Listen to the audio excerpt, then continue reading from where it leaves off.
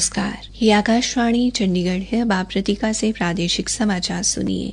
आज देश स्वतंत्रता दिवस मना रहा है। प्रधानमंत्री नरेंद्र मोदी ने लाल किले पर झंडा फहराकर देश की आजादी के लिए मर मिटने वालों की निशानी तिरंगे को सलाम किया।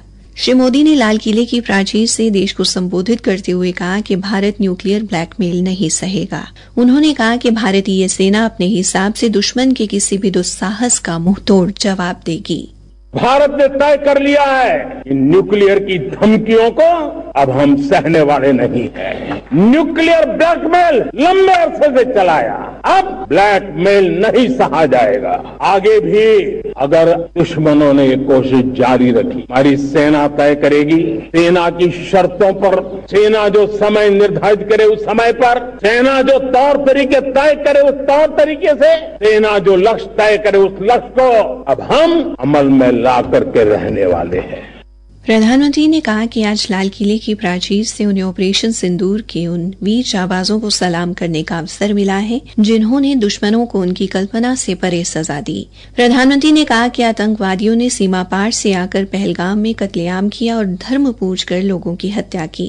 उन्होंने कहा कि हमने सैनिकों को रणनीति तय करने, लक्ष्य तय करने और समय तय करने की पूरी छूट दी और हमारे सैनिकों ने वो कर दिखाया जो दशकों से नहीं हुआ था।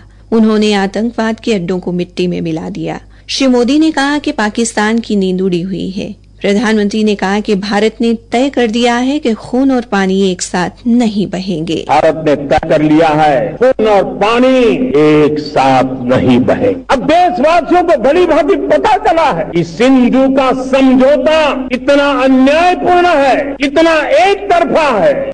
उन्होंने कहा कि सिंधु जल समझौता भारत के लिए अन्यायपूर्ण था। उन्होंने कहा कि इस समझौते के कारण भारत की नदियों का पानी दुश्मन के खेतों को सींचता रहा और हमारे देश का किसान पानी के लिए तरसता रहा। प्रधानमंत्री ने अपने भाषण की शुरुआत में देश को दिशा देने वाले और मार्ग दिखाने वाले संविधान निर्माताओं को नमन किया और कहा कि स्वतंत्रता का ये पर्व 140 करोड़ लोगों के संकल्पों का पर्व है। श्री मोदी ने कहा कि देश श्यामा प्रसाद मुखर्जी की 125वीं जयंती मना रहा है। वे पहले महापुरुष थे जिन्होंने संविधान के लिए बलिदान दिया। उन्होंने धारा 370 को हटाने के लिए बलिदान दिया। प्रधानमंत्री ने अपने संबोधन में आत्मनिर्भर रहने के लिए प्रतिपल जागरूक रहने पर बल देते हुए कहा कि आत्मनिर्भरता का नाता आयात निर्यात या रुपए डॉलर तक सीमित नहीं। आत्मनिर्भरता का नाता हमारे सामर्थ्य से जुड़ा हुआ है। प्रधानमंत्री ने कहा कि ऊर्जा क्षेत्र में हम दूसरे देशों पर निर्भर हैं। इसमें लाखों करोड़ों रुपए खर्च होते हैं। हमें ऊर्जा क्षेत्र में आत्मनिर्भर होने की जरूरत है। उन्होंने कहा कि पिछले 11 वर्षों में सौर ऊर्जा 30 गुना बढ़ी है। प्रधानमंत्री ने कहा कि नए बांधों का निर्माण हो रहा है जिससे देश में स्वच्छ ऊर्जा में वृद्धि हो सके।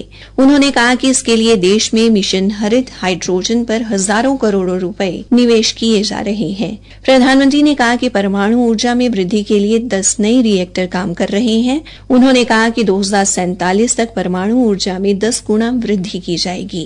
प्रधानमंत्री ने कहा कि 50-60 साल पहले सेमीकंडक्टर को लेकर फाइलें और विचार शुरू होकर अटक गए। उन्होंने कहा कि आज हमने सेमीकंडक्टर के काम को मिशन मोड में आगे बढ़ाया है। उन्होंने बताया कि इस वर्ष के अंत तक भारत में बनी हुई, भारत के लोगों द्वारा बनी हुई चिप बाजार में आ जाएगी।